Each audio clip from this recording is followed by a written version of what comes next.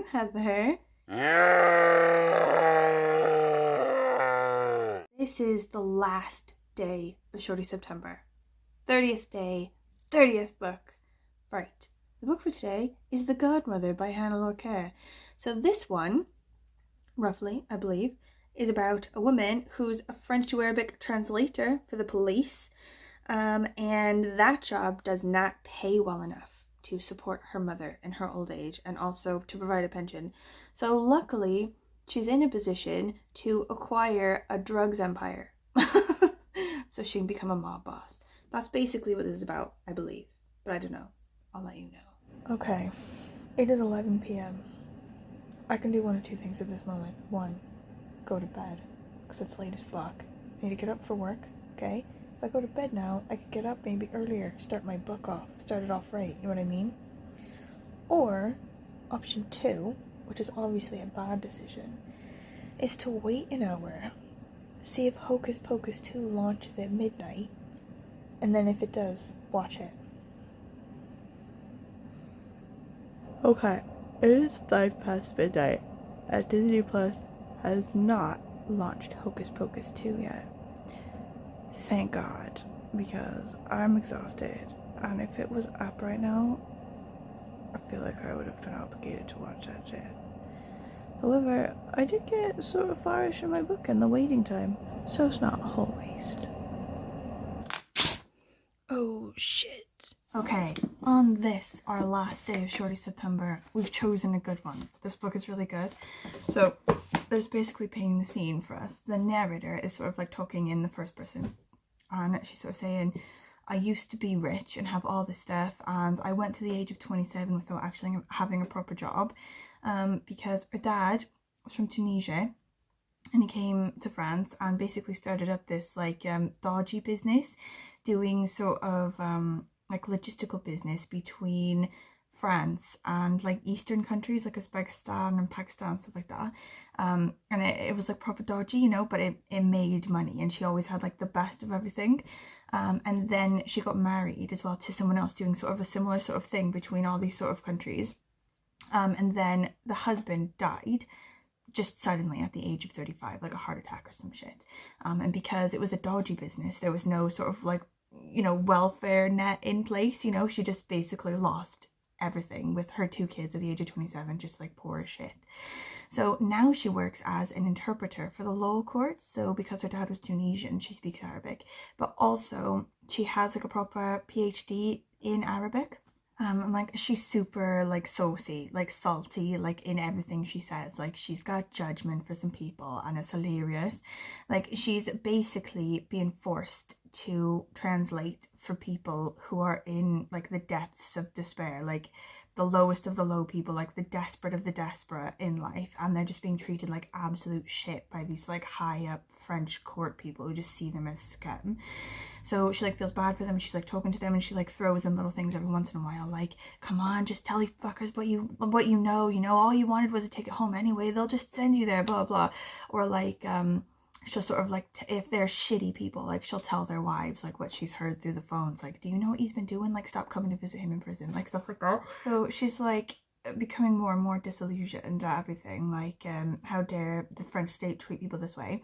But also the way that translators are hired, they're hired without any sort of permanent contract or like insurance or, you know, safety net or pension or anything. They're just basically paid in cash when they get a job, when they're chosen for a job, basically. So the stage is set now for her to find different kinds of employments, perhaps the dodgy kinds. Thank God September's almost over. My space to work in is getting smaller and smaller as I'm crunched out to my growing shrine to Shorty September. Guys, I think I've just had a stroke and accidentally signed up for Welsh language classes again. I used to suffer through these classes continuously up until March 2020 when they sort of suddenly went online. Like, I feel so bad for these students that have been forced to sort of do all of their schooling online, because I can't do it. I just can't. I cannot learn online, and I just quit it. I was like, no. And I promised myself, I was like, I'm definitely gonna do them again when everything's back in a classroom properly. Everything's back in a classroom properly. So I guess the suffering continues. I just paid 90 quid. Like, the fact that they make you pay to suffer as well just kills me. Fucking kills me.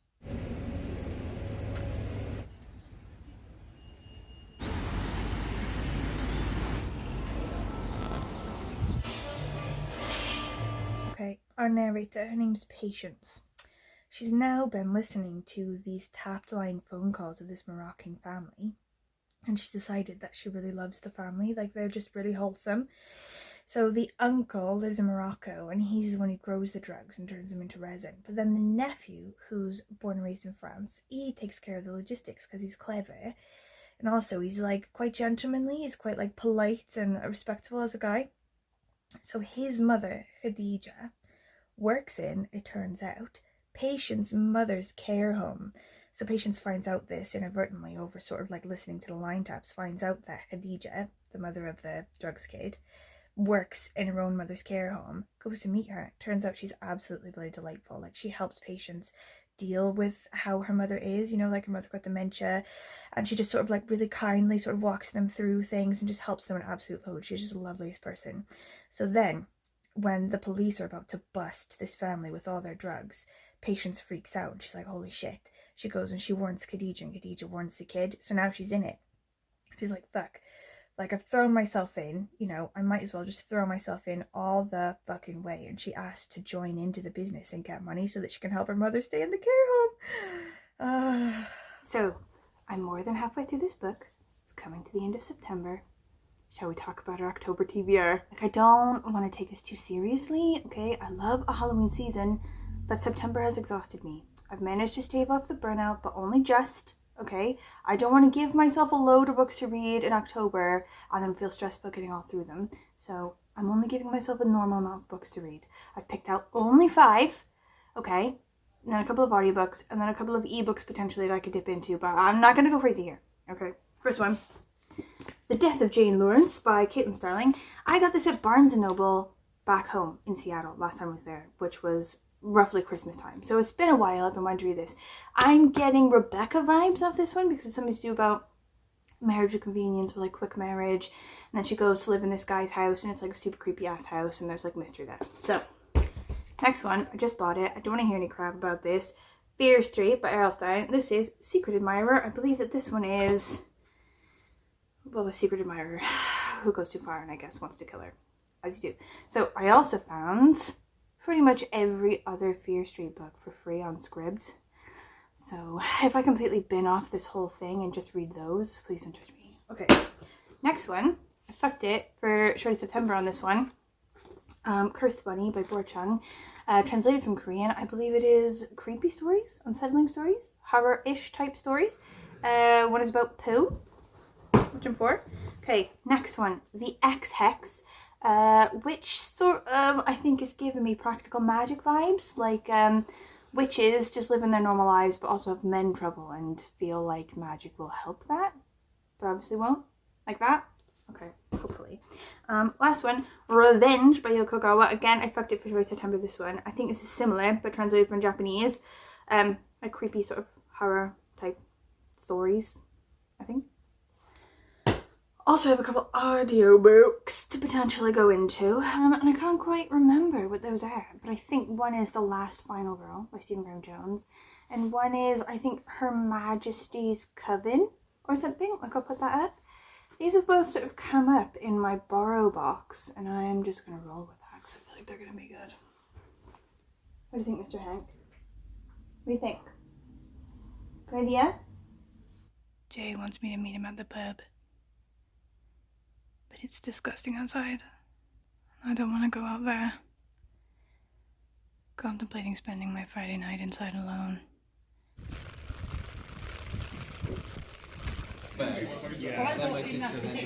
Yo, we've only effing done it. I finished it and it was amazing. I loved it.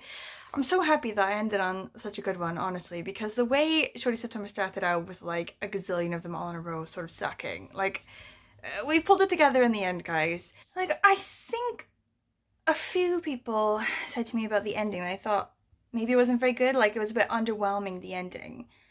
But honestly, it's kind of the happy ending I sort of wanted for her, do you know what I mean? Like, I know it's sort of unrealistic, she's done all this sort of drug stuff and it sort of gets to end happily for her. Do you know what I mean? Like, I don't want to, you know, ruin it for you, but I don't know. It seems like there should be like more of an unsettling, sort of unhappy ending than was there, but I liked the ending. I love a happy ending. You know, I loved this. This was banging. I feel like I gotta sort of set up my shrine here and like take a photo before I can take any books back to the library or like give away any sort of already read books. Oh wait, hold on.